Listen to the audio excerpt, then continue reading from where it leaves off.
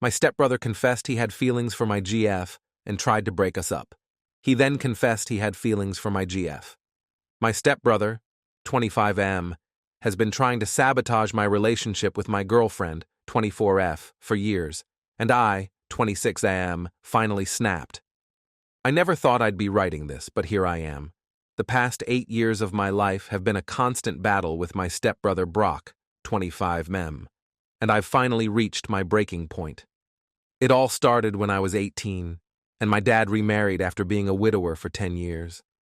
My mom passed away when I was 8 from cancer. It was tough, but my dad and I became incredibly close as a result. We were a team, just the two of us against the world. When I was 16, my dad started dieting again. I was hesitant at first, but I could see how happy he was with Linda, so I tried to be supportive. 2 years later, they got married. That's when Brock entered my life. I'd met him a few times during my dad and Linda's dating period, but he always seemed standoffish. I figured he was just adjusting to the idea of having a stepdad, so I tried to give him space. The day of the wedding, I made an effort to connect with Brock. I told him I was excited to have a brother and suggested we could hang out sometime. He just scoffed and said, "Don't expect us to be buddies. I'm only here because my mom made me come." I was taken aback, but chalked it up to wedding day stress. Things only got worse from there. Brock and Linda moved into our house, and suddenly, my peaceful home life was chaos. Brock would accidentally break my things, eat food I'd saved for later, or blast music when I was trying to study for my college entrance exams. When I tried to talk to him about it, he'd play dumb or accuse me of being too sensitive. I tried to talk to my dad about it, but he and Linda were so caught up in their newlywed bliss that they barely noticed the tension. They'd just say things like, "Give it time, you'll adjust to each other." I felt like I was going crazy. The fall after the wedding, I left for college. I'd specifically chosen a school across the country, partly for the program, but mostly to get some space from the tension at home. I was so relieved to have a fresh start. But my relief was short-lived. A week into my first semester, I got a call from my dad. "Great news," he said. "Brock decided to go to your school too. Isn't that wonderful? You two can look out for each other." I was stunned. Of all the schools in the country, Brock had to choose mine. He claimed it was because they had a great program for his major, but I knew the real reason. He wanted to keep messing with my life. Throughout college, Brock went out of his way to sabotage me. He'd show up drunk to my study groups and embarrass me. He tried to hit on girls I was interested in. He even stole an important paper off my laptop once, and I almost failed a class. When I confronted him, he'd always play dumb or say I was being too sensitive. Despite Brock's interference, I managed to do well in school. I joined several clubs, made good friends, and even had a few relationships. But Brock was always there, lurking in the background, ready to cause problems. One incident stands out in particular. In my junior year, I was dating a girl named Emily. Things were going really well, and I was starting to think she might be the one. One night, Emily and I had plans for a romantic dinner. Brock overheard us talking about it and insisted on tagging along, claiming he had no other plans that night. I reluctantly agreed, not wanting to cause a scene. The entire dinner was a disaster. Brock dominated the conversation, telling embarrassing stories about me and making snide comments. Emily was visibly uncomfortable. After dinner, she pulled me aside and said she thought it was best if we took a break. She said the dynamic between Brock and me was too intense, and she didn't want to get in the middle of it. I was heartbroken and furious. When I confronted Brock, he just shrugged and said, "If your relationship couldn't survive one dinner with me, it wasn't meant to be anyway." I was so relieved when we graduated, and I thought I'd finally be free of Brock. I got a good job in marketing and moved to a new city. For a blissful year, I barely had to deal with Brock at all beyond occasional family gatherings. Then last year, Brock announced he was moving to my city too. Apparently, his company was opening a new branch here. I tried to be positive about it, hoping that now that we were proper adults with careers, things would be different. I was wrong. If anything, Brock doubled down on his efforts to make my life difficult.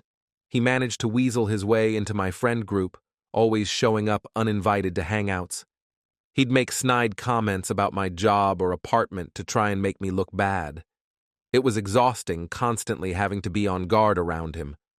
The worst part is how he's been trying to sabotage my relationship with my girlfriend, Sarah, 24F. Sarah and I met at a charity event 2 years ago. We hit it off immediately. She's smart, funny, ambitious, everything I could want in a partner. We're really serious about each other, and have even started talking about marriage down the line. Brock, of course, can't stand to see me happy. From the moment he met Sarah, he's been trying to cause problems between us. He'll accidentally mention exes of mine in front of her, or bring up embarrassing stories from my past. He's always finding excuses to text or call Sarah, claiming he needs advice about something or other. A few months ago, Brock crossed a major line. Sarah and I had plans for a romantic weekend getaway to celebrate our anniversary. We'd been planning it for months. A cozy cabin in the mountains, hiking trails, stargazing. It was going to be perfect. Brock knew about this because I'd mentioned it at a family dinner. The night before we were supposed to leave, Brock called Sarah in a panic saying his car broke down and he was stranded an hour outside the city. Sarah, being the kind person she is, immediately offered to go pick him up. She felt awful about canceling our plans, but didn't want to leave Brock stranded.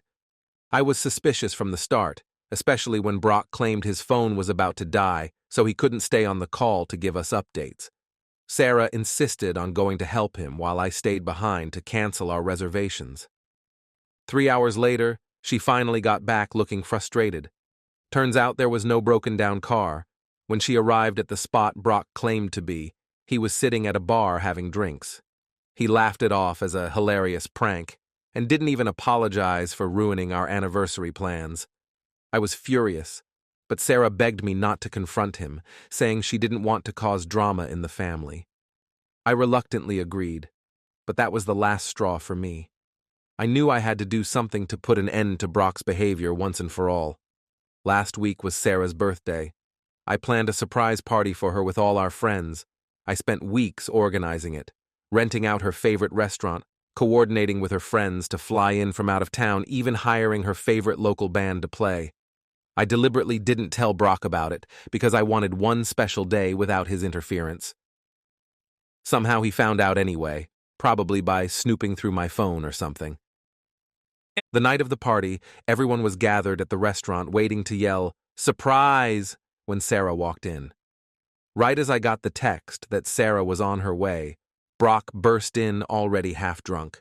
Before I could stop him, he shouted, "Sarah's going to be so surprised when she walks in on her boyfriend cheating." He then grabbed one of Sarah's friends, Megan, and tried to kiss her, clearly intending to make it look like he'd caught us in the act when Sarah walked in. Thankfully, Megan shoved him off, but the damage was done. Sarah walked in right at that moment and saw the whole mess. Brock stumbling around, Megan looking horrified, me lunging towards Brock ready to punch him. It took almost an hour to calm everyone down and explain what really happened. Sarah believed me, thank God, but the party was ruined. Most of the guests left early, feeling uncomfortable. The band I'd hired never even got to play. Brock tried to claim it was all an innocent misunderstanding, but no one was buying it. I finally reached my breaking point. I'm done letting Brock constantly try to sabotage my life and relationships. I'm planning to completely cut contact with him and tell my dad and stepmom exactly why. Sarah agrees it's for the best. Am I overreacting? Should I try to mend things with Brock one last time? Or is cutting him out of my life the right call? I'm just so tired of constantly being on edge waiting for his next attempt to mess things up for me. Update 1. It's been about a month since my original post, and a lot has happened, so I wanted to give an update. First of all, thank you to everyone who commented and offered advice. Reading through all your responses really helped me feel validated in my decision to cut Brock out of my life. The day after Sarah's ruined birthday party, I called my dad and stepmom to explain everything. I laid out all of Brock's behavior over the years, not just the recent incidents. I was worried they might try to downplay things or guilt me into giving Brock another chance, but they were actually very understanding. It turns out they weren't as oblivious to the tension between us as I'd thought. My stepmom admitted she'd noticed Brock's attitude towards me, but had hoped he'd grow out of it. She was horrified to learn just how far things had gone. My dad was furious, especially about Brock trying to sabotage my relationship with Sarah. During our conversation, my dad opened up about some things I'd never known. Apparently, when he first started dating Linda, Brock had acted out in similar ways. He'd throw tantrums, break things, and try to sabotage their dates. Linda had taken him to a child psychologist, who suggested Brock might be struggling with abandonment issues stemming from his biological father leaving when he was young. They'd tried to get Brock into therapy back then, but he refused to cooperate. As he got older and the outbursts seemed to lessen, they thought he'd worked through his issues. My dad apologized profusely for not seeing how Brock's behavior had shifted to targeting me instead. Both my dad and Linda agreed that Brock's behavior was completely unacceptable. They promised to have a serious talk with him and told me I had their full support in whatever boundaries I needed to set. It was a huge relief to finally have them on my side. A few days later, my parents confronted Brock. According to my dad, Brock tried to play it off as harmless pranks at first. When that didn't work, he got defensive and tried to paint himself as the victim, claiming I'd always excluded him. Eventually, though, faced with the possibility of losing his relationship with our parents, Brock broke down and admitted to everything. Apparently, there was a lot more going on with Brock than I realized. He confessed that he'd always been jealous of me, of my relationship with our dad, my grades in school, my ease in making friends, my career success. Instead of dealing with his insecurities in a healthy way, he channeled it all into trying to tear me down. Brock also admitted to having feelings for Sarah since he first met her, which explained a lot of his recent behavior. He said seeing how happy she made me just intensified his jealousy and resentment. What surprised me most was learning about Brock's childhood before his mom married my dad. His biological father had been abusive, both to Brock and his mom. When Brock was 7, his dad abandoned them, leaving them struggling financially and emotionally. Brock had to grow up fast, often taking care of his mom when she fell into depressive episodes. Learning this didn't excuse Brock's behavior towards me, but it did help me understand where some of it might be coming from. It made me realize that Brock's issues ran much deeper than I'd ever imagined. Brock agreed to move back home with our parents for a while and look into getting professional help for his issues. He sent me a long email apologizing for everything, but I haven't responded yet. I'm glad he's finally owning up to his actions, but it's going to take a lot more than one apology to rebuild any kind of trust. As for me and Sarah, we're doing really well. We had a do-over celebration for her birthday, just the two of us this time. We took a weekend trip to a lovely little bed and breakfast in the countryside. It was so nice to relax and enjoy each other's company without having to worry about Brock's interference. We've also had some really good talks about our future together. This whole situation has made us realize how solid our relationship is. We handled the stress as a team and came out stronger for it. We're not rushing into anything, but we've started tentatively discussing the idea of getting engaged within the next year or so. Sarah shared something with me that she'd been keeping to herself. Apparently, Brock had been messaging her privately for months, often late at night. The messages started off friendly, but gradually became more flirtatious and inappropriate. Sarah had been deleting them and trying to handle it on her own because she didn't want to cause problems in my family. Learning this made me even more certain that cutting contact with Brock was the right decision. For now, I'm sticking to my decision to keep Brock out of my life. Maybe someday, if he really works on himself and shows genuine change, we can revisit having some kind of relationship. But for now, I'm focusing on my own life and happiness. It feels like a weight has been lifted off my shoulders, not having to constantly be on guard against Brock's next move. Thank you again to everyone who offered support and advice. It really helped give me the courage to stand up for myself and set firm boundaries. I'll post another update if anything significant changes with the Brock situation. Update 2. It's been about 6 months since my last update, and I wanted to share some new developments in the situation with Brock. For the first few months after everything went down, I maintained zero contact with Brock. He respected my wishes and didn't try to reach out directly. Our parents kept me updated on his progress. Apparently, he was seeing a therapist regularly and really working on his issues. About 3 months ago, Brock sent me another email. Unlike his first apology, which felt a bit rushed and insincere, this one seemed much more thoughtful. He took full responsibility for his actions without making excuses. He explained some of the underlying issues he'd been working through in therapy, including deep-seated insecurity and a fear of abandonment stemming from his parents' divorce when he was young. Brock made it clear that he wasn't expecting forgiveness or trying to force a reconciliation. He just wanted me to know that he understood the harm he'd caused and was committed to changing. He also mentioned that he'd started a support group for people dealing with similar issues, which I thought was a positive step. I took some time to think it over and discuss it with Sarah before responding. We decided that while I wasn't ready to let Brock back into my life fully, I would be open to very limited, supervised contact. I sent Brock a brief email outlining my terms. We could have occasional family dinners with our parents present, but no one-on-one hangouts or communication for now. We've had 2 family dinners since then. I was nervous before the first one, but it actually went better than I expected. Brock was polite and respectful, and he didn't try to monopolize the conversation or make everything about him like he used to. There were a few awkward moments, but overall it was civil. During these dinners, I've noticed some changes in Brock. He seems more subdued, less quick to make sarcastic comments or try to one-up everyone.